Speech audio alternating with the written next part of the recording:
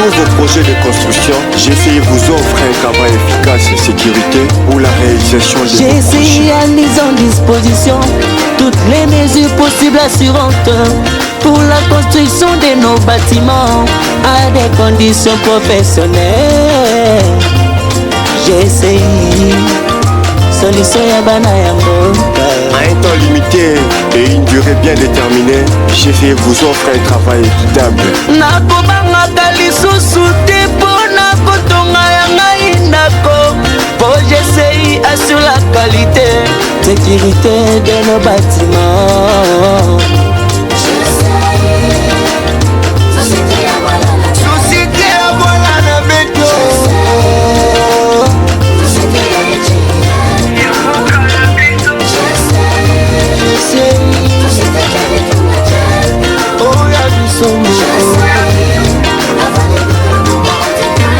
GCI vous construit des maisons, GCI ajuste la clôture, le salaire à toiture, électricité Kobo Sanate, carrelage, Benga GCI Global. Avec des ingénieurs qualifiés, des agents professionnels, de personnel compétent, GCI t'assure le travail à une durée déterminée. Pour la formation de vos portails et fenêtres, Kobo Sanate Global Construction à votre disposition. Cohésité Koben la GCI pour notre projet de construction. C'est un réel plaisir pour nous de vous savoir nombreux à nous suivre. Nous vous disons bonjour et bienvenue sur Global Construction TV. Vous êtes en train de suivre l'émission Construire, présentée par Glody Kincher. Émission Construire, les émissions Otolobelaka. Comment construire, comment kotongandaku avec le norme et professionnalisme. Je ne suis pas seule dans cette émission, je suis avec mon invité que vous allez découvrir s'il est qui dans cette émission. Je m'en vais dire bonjour à mon invité.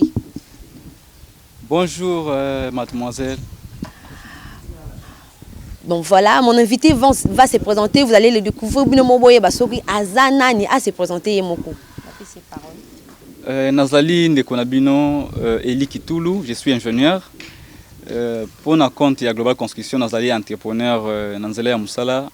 Ngwana Nazali ko Pesabino merci, Ndebozali Mingi devant vos postes téléviseurs pour Orlando Bisso. Nanzela Moussala Tozali Kosala. Voilà, bino mon boyo qui a le bien à ingénieur. Ko yebisa biso global construction eza nini. Pour boyo qui ka global construction mais ba ebité eza nini. Yo mo expliquer biso global construction so eza. Global construction eza li entreprise des jeunes congolais. Ou ba boyi ko zala sima ya batu, boyi ko zala ba fainéant, ba préférer ba zala autonome. Donc ba éviter pour ba demande d'emploi, lettre de motivation pendant le kamusala na ba expatrié ou na batu mususu ba lobi que non avec notre intelligence, notre savoir-faire, bakoki kosala musala pour na bandeko na bango bazali na besoin ya kotonga. Donc na nzela na biso nde bandeko ebele bakoki kosala misala na bango ya construction sans passer par X ou Y personnes, sans qu'il y ait tous inquiétudes. Donc biso tozali ko rassurer bino que avec nous tozosala musala na bina construction banda na débit tina suka. Voilà, bon moni bino mo ndé ingénieur a expliqué, mais ingénieur yebisa biso nanu. Po yo mtoyoza responsable na global construction bozana pona kotonga bandako okoki expliquer biso ba téléspectateurs bazotala ba mitu na ma question kotonga ndako étage esengaka nini otongi ka bwemba moko ndako étage etelemi bo e kosenga nini ponda ko étage fanda penza omoni pena ndako étage bo vraiment efandi ezokoya te esengaka nini expliquer biso na bon ce qu'il faut répondre na motuna na yo ezali simple donc nako bananu ke kotonga ndako étage karaté mais kotonga nanu ndako. Parce que construire une maison, ils ont caractère fait à l'étage, ils ont la peine d'avoir assez, mais ils vont avoir une qualité puis ils ont la norme. Et c'est un d'accord ils ont la info ils ont la et fonctionner.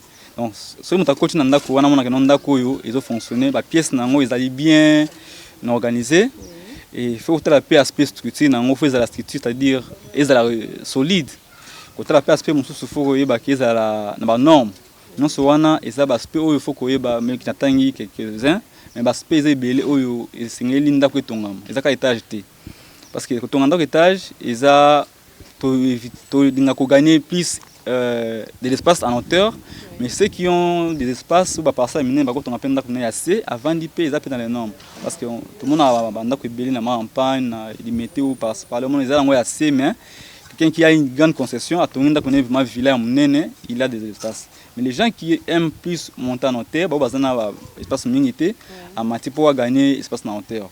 Mais c'est d'une manière générale quand on a signé quand on a pour ça la construction quand on a une équipe qualifiée ou une équipe professionnelle pour que mutongi mukolo musala azala na ba inquiétude par rapport ya ba des gars ou comme na nzela ya musala parce que belé avec ça musala ou ya construction sans respecter ba normes ou ba règles de l'art.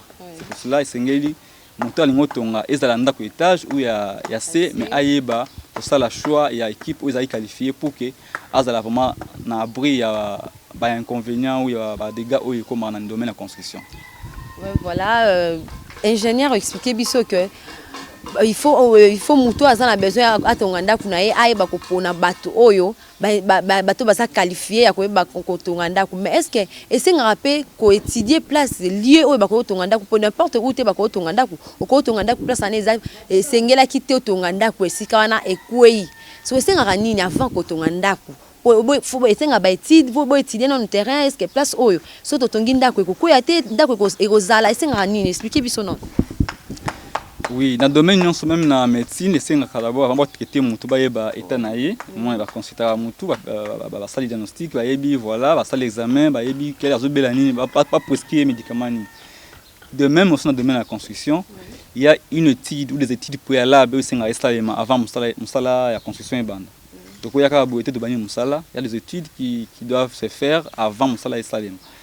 Et bon d'abord muto azo musala la construction faut yebake et azana terrain naé na sombi terrain à contacter équipe où ils allaient charger pour musala la construction et bon d'abord bango ba kende sur le terrain ba sala étude ya faisabilité ba yeba emplacement ya esika wana ba yeba configuration nango ba yeba nature à sol ba yeba accessibilité ba space belé ko yeba pe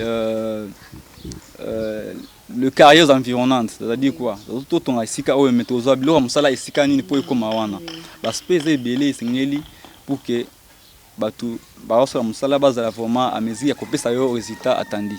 Donc ceux qui musala étudiant installité, ezaka tongela nanda ku lobby ba résultat ezali mabi. Mais c'est ngeli vraiment ko ça la procédure normale. Procédure normale ezaka ka koluka équipe ou eza bien qualifiée et puis ba tali sur procédure wana la première ezali il faut que sur le terrain ça les constat ou état des lieux après ça constat ou état des lieux wana ndé ba koyoka besoin ya client eza kotongani ndé après besoin ya client ndé ba siko ndé to mona terrain eza boui ndé to mona ki par rapport à l'état bazo citer ba donner sur terrain ndé permettre bango ba orienter client que non terrain na yo eza boui mais yo lingo tonganda ko boui voilà c'est ce que tu dois faire on va comment on doit procéder parce que tozaka wana tika pona otongana pona ça fait conseil na client pour yeba que non voilà parce que chaque client a na makanisi na ye a na tout ana rêve na ye fa tonganda ko mo boui donc vraiment ya rêve na ye maintenant quitte à muto en fait la technicien ou bien entreprise ou basa musala bata ça que non ndako tonga wana eza mabete mais tala par rapport à terrain na yo voilà ndingi il faut te procéder voilà les inconvénients voilà avantages ya isika wana et ceux qui ayoki conseil wana ndé azala vraiment dans les bons mais ceux qui a eu conseil était ya on moni que non et belé bazala toi soit toujours na kokoi sabanda ku bienda ku yezu problème belé voilà après procédure wana ceux qui client après si état besoin na ye les biso to ko proposer avant projet oui ici donc juste quand ça y nda ku ndingi faut ezala par rapport à dimension ndingi za parcelle parce que il faut toquer sur le terrain to za ba dimension en terrain puis orientation non so signer to zo ba état na biso zo techniquement to inango de travailler de PC avant projet on a ceux qui a validé avant projet on a que non voilà par rapport à l'idée na ni to sali avant projet ils ont comporté vie en plan et puis forme en donc en 3D le volume mais yango et puis ça y non voilà fonctionnement on a bouger autant de chambres dans pour ba sala nga et puis les volumes nango ou maquette nango ils a forme ceux qui a validé ndesi ko to yoka na bisna ayoka na biso po to za compromis il faut to produire les plans d'exécution donc les plans conçus par un architecte na ce plan qui na mingi ne pona ko tonga ndako sengeli nini il faut aluka bato ndenge nini pour ça musala donc il faut que a réunir tous ces corps de métier il faut que ingénieur a intervenir architecte peut intervenir et ceux qui projettent comme un moment où il faut étongama. Donc il y a des agents, des ouvriers qualifiés au baroza associés à l'équipe pour qu'ils passent à la moussala. Donc chacun fait son travail à un niveau. Mais d'abord au départ il faut qu'il y ait une étude préalable et puis étude wana tout ça avant projet proprement dit. Après tout ça évaluation à coût à projet wana. Ce qui va ça pour quoi projet on les a déjà fait mais qu'il a ébi que non ndako nangai eza boué forme nango eza boué dimension eza boué eza yebani et puis ayebi ku nango nde à partir na ko posséder sikoyo ya ko signer contrat na biso pour total ndenge to ko sala musala wana parce que yango nde ezali mutu ya ceux qui oyebi ku ya projet na yo et que projet bana raté dans le néant tabengi non je vais avoir l'idée sur le coût ya projet moko boya ndako a deux chambres donc yango ezala malamu ke d'abord il faut qu'il y ait une étude de faisabilité pour que oyiba comment tu procéder parce que sans plan sans devis auto sali oyiba donc on prend ça la devis donc évaluer musala faut oyiba sika musala salement faut oyiba oza na plan déjà oyiza conçu par un architecte je ne dis pas un croquis un plan conçu par un architecte donc l'architecte baza bato yo basala plan ba concepteur ils font la conception donc ceux qui ont la conception ils ont vraiment bah non mais on sait que les croquis que vous nous envoyez, il y a des fois, ils ont en côté. Nous avons besoin de photos d'internet, et puis si tout ça la devis, ils ont vraiment un peu difficile. Mais avec le plan conçu par un architecte, nous pourrions vous donner une évaluation et un travaux pour que le projet ait ça en malin. Merci fidèles téléspectateurs. On a toujours continué. On a rappelé bien que tu es un ingénieur Eli Kitulu. Il y a un solo à construction. Top moment qui pour la retour sur ce plateau, chers fidèles téléspectateurs de Global Construction TV, toujours continuer l'émission Nabiso construire tozana ingénieur Eli Kitulu. Ingénieur Eli, tozana en plein chantier. Est-ce que tu as été le moment où tu expliquer biso chantier où tozana commune nini, ou expliquer biso pe chantier où tozo tonganda ku ya combien de niveaux, ce qui est étage. Ce qui est ndako étage té, expliquer biso ndako eza combien de chambres, ou expliquer biso un peu. Tu as été le moment tozana en plein chantier, tout le monde appelle ba téléspectateurs ba mon appel qui tozana na chantier expliquer biso que tozana ndako combien de chambres. Tu as été le moment ingénieur. Merci. Vous pouvez nous expliquer? Ok. Nous avons présentement la commune Yangalima, juste non loin à l'église là-bas. Oui. Nous avons la construction d'un bâtiment en étage où il y a un mois. Donc tout ça qui est fondation déjà un mois passé. Parce que le lieu est poteau banda traçage. C'est un bâtiment qui a 3 chambres. Il y a 3 chambres et puis il y a 2 salles de bain. Ils ont une toilette à part, ils ont une bianderie, cuisine, et puis un salon, séjour et puis quoi à manger, une toilette visiteur. Donc ils ont R+1, étage, rez-de-chaussée, un étage. Voilà, ingénieur, vous expliquez biso. Pour l'étage était ma bonne. C'est qu'on a banara ndengeni. Quand je maman a bouquet au timba la mon matisse inda étage ton ndengeni. Expliquez biso non. Les cas le bail que non, il y a d'abord il y a une étude qui doit être faite pour que tout comme on état pour étude on est là qui c'est marqué déjà na ba ingénieur na biso il y a Global Construction. Les après étude on a déterminer la dimension il y a la structure na biso. Structure, c'est-à-dire nous avons la colonne wana ba poteau wana ezali hasard té oyo témisma bendé tout ça non. C'est une étude qui a été faite pour qu'il va calculer la dimension de la colonne, la profondeur autour parce que c'est une maison d'étage et c'est il faut que ça la base. Ndaku ezali charge et singaka pour et même en fait ndaku ezali ouvrage au batongaka et singeli za pena ba base nango malamu donc neti yani tinzete na ba racine so racine nate nzete ko zala na déséquilibre et singeli que non base za solide c'est pourquoi na pour une maison non seulement étage même assez c'est une fondation de la fondation moko solide pour la fondation en étage oyo le salaire on sur base de calcul mais ezala qui profonde on a creusé à une profondeur bien déterminée par rapport à calcul salarié et puis la dimension il y a la colonne la biso est bien déterminée ça li fouille na biso à une certaine profondeur tout ça li ba socle et puis tout ça li longrine petit maçonnerie à moellon de vraiment na building ezali que non les moellons est partout à une profondeur bien déterminée parce que le terrain pesant en pente il faut expliquer ça en pente na sima kuna au monde que non ils en a assez et puis côté toi l'écolo parce que tu préfères qu'il to décaler niveau que non on que non so continue entrer yanda comment que non vraiment tu as un niveau na véranda au comme un salon des salons pour qu'il y ait une partie de la chambre ou une partie nuit, ils ont un décalage où ils sont qui nous montrent matin. Donc nous sommes pour éviter éviter oui donc parce que les pentes là qui fait qu'il épuiser pente par rapport à la configuration et à terrain. Donc voilà. Voilà, merci chers téléspectateurs. On a beaucoup qui ingénieur Eli a tout expliqué biso place où toza na chantier où toza soka zo tonganda ku ya ndenge nini bino mo boyo kindenga expliquer yango ingénieur Eli to comment na suka émission na biso au pesa moi dernier mot lui le ba suka par rapport à émission o interpeller pe bateau ba pesa n'importe qui a tongela bango ndaku yo ko lo bandenge ni le ba mo le ba suka avant to ka bonne émission. Bon, merci pour la parole. Il y a précisé peut-être certains détails au peut-être dans le vite. Et déjà la chaîne YouTube et la Global Construction. Nous avons travaillé du début jusqu'à ce moment où continuer. Et on a rappelé que plein de c'est un autre bureau d'études qui plan, mais le client qui est quelqu'un de diaspora ou a contacté Bisso pour il nous a ramené le plan déjà conçu par un autre bureau. Bisso n'a pas ingénieur Bisso étudier en haut pour évaluer les coûts du projet.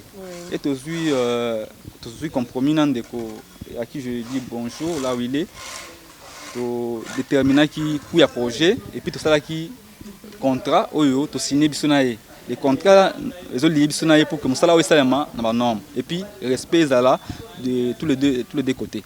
Maintenant pour ça qui fondation juste pour un rappel pendant 3 semaines mon banda qui n'a fui implanté bâtiment, les images sont toujours sur notre page, implanté bâtiment où on a appareil topographie tout ça d'habitude et jusqu'à ce que tu comme ça on a niveau ya béton sur pavement ou jusqu'à tozali béton sur pavement après yango il s'engage que client a soufflé mukie pour azoma coquille ya continuer dès lelo to yé pour tout ça là traçage pour tout banda élévation de murs en bloc de mbandi kwa ko sala musala wana bazali élévation donc ibandi lelo to tracer ça le traçage pour déterminer la dimension à pièce, pour reporter la dimension dans le plan, pour y aller sur le terrain, tout non voilà pièce sur la place telle, porte ça, fin ça, pour déterminer toutes ces dimensions, de tracer la pièce, non so, nous monde qui va découvrir que ton astuco, maçonnerie bandi, si tu comme à niveau il y a poutre soudal, si tu comme à niveau il y a poutre soudal, ndé c'est que ndécor sous makasi ya continuer pour que étape ya dalle et continuer parce que chaque fois tout ça la musala o ici nga ko respecter ba étape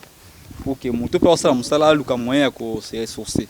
Donc étape la plus qui fondation et ça là qui la deuxième fois pour la étape ya élévation des murs en bloc de cré de 15 ils a ça maximum ngai après yango to continuer na ba étape pour kolanda sima pour que malembe ndako ko na suka. Maintenant si faut na répondre na moto na yo nini fona lo bapona bandeko yo bazali ko sa misala na Congo tozali bandeko na Congolais tozali ko sa musala mingi na biso ba sala ki mabimbe ba ebele na nzela musala surtout bandeko ya famille pe bandeko mususu baza na même domaine mais biso nous tozande monter to sa musala je pense que non toza chacun a son éducation et surtout mutazana détermination na ye.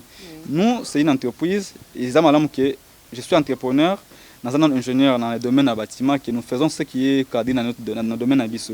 Donc tout ça va coopérer ou bien quelqu'un qui est venu pour aller au Cap Mobo. Donc c'est notre domaine. Nous avons intérêt à ça musala oyo malamu parce qu'il y a une image dans bisso qui dit bosso et puis mboka que tongam. Tout ça malamu donc bisso monte milingité. Or to dingi bino to dingi bisso musala qui dit bosso. Pour cela nous voulons faire un travail avec détermination et puis professionnalisme, mais surtout avec amour.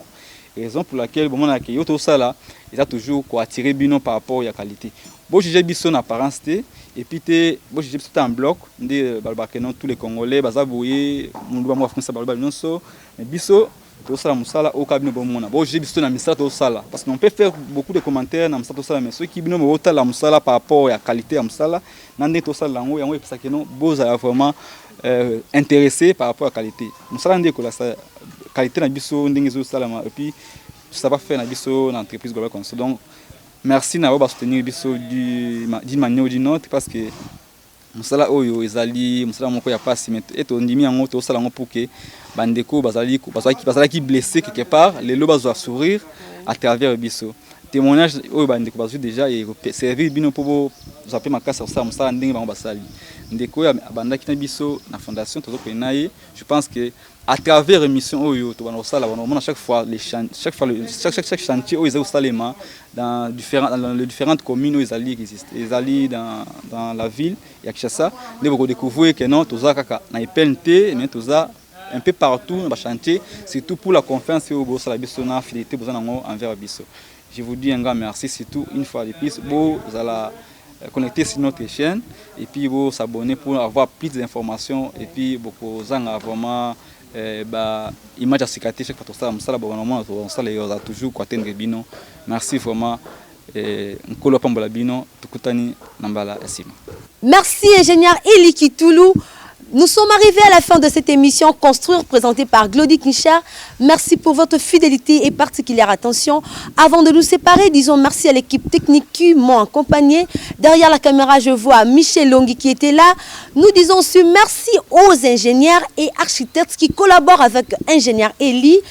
Nous avons ingénieur Thierry Machaou, ingénieur Yannick Koula, ingénieur Jimmy Manzombe, ingénieur Fiston Kalala, ingénieur Pedro, architecte Yves Biemé et l'architecte Glody. D'ici là, portez-vous bien et à la prochaine. Au revoir. Pour tous vos projets de construction, GCI vous offre un travail efficace et sécurité pour la réalisation de vos projets. GCI a mis en disposition toutes les mesures possibles assurantes pour la construction de nos bâtiments à des conditions professionnelles. GCI, solution ya bana ya mboka. À un temps limité et une durée bien déterminée, GCI vous offre un travail équitable. Nakobanga lisusu te mpona kotonga ya ngai ndako. Pour GCI assure la qualité, sécurité de nos bâtiments.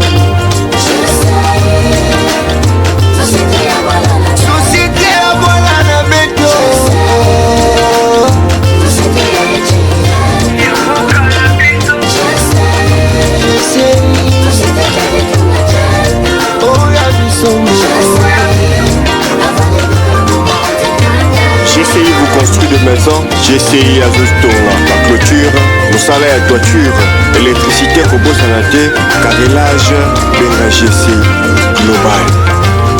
Avec des ingénieurs qualifiés, des agents professionnels, de personnel compétent, GCI t'assure le travail à une durée déterminée. Pour la formation de vos portails et fenêtres, Kobo Sanaté Global Construction à votre disposition. N'hésitez pas à la GCI pour un projet de construction. Nous sommes